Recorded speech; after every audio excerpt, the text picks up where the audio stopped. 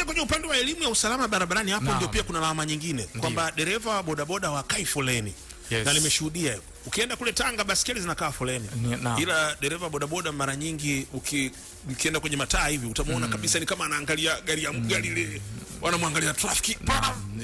Imekuwaje? Ndio tuseme elimu ama tuseme tuna haraka hesabu ya bosi au mkataba? Hii tuseme kwamba ni elimu. Na ndio maana tunahimizana sana katika madarasa yetu elimu. Kwa dereva akipata elimu ya usalama barabarani, kwanza tunajifunza kwamba udereva wa kujihami, kuchukua tahadhari. Unapofika kwenye mataa lazima uchukue tahadhari. Kwa changamoto ya madereva wengi wa pikipiki, na hili nasema ukweli kwamba tuliingia kwenye hizi kazi lakini bahati mbaya elimu ya usalama barabarani hatukuwa nayo. Ilianza kazi kabla ya elimu. Naam.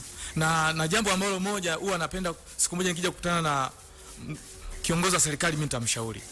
Wakati wanaidhinisha pikipiki iwe kazi rasmi, ndio kosa lilofanyika pale na serikali kwamba walipoidhinisha kwamba pikipiki iwe ni kazi, basi wangeweka na kipengele mkazo kwamba ili dereva pikipiki aingie barabarani ni lazima apitie mafunzo, apate leseni.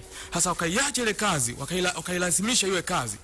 Mwisho wa siku kundi likawa kubwa. Leo ni kundi kubwa sana, kulihendo ni kazi ngumu sana. Kwamba leo Mawepande tunakadiriwa lakini tunajua wazi kwamba ili uweze kuendesha chombo cha moto lazima umekidhi vigezo, uwe na leseni. Na leseni uipate vipi? Lazima uwe umepitia mafunzo. Na tunasema hivi kwamba sheria lazima isimamiwe. Na nani anasimamia sheria? Ni mamlaka ambazo zimepewa mamlaka hiyo.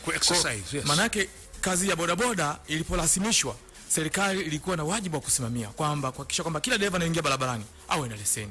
Hii ingeweza kutusaidia. Lakini kwa sasa suluhisho la jambo hili kuweza kuwahandle madereva pikipiki ili waweze kupata leseni na elimu ya usalama barabarani. Inaona kuna madereva wengi wana leseni? Exactly. Mimi nakwambia hivi, kesho katika bonanza tarehe 2 nitatoa vyeti kwa madereva 127.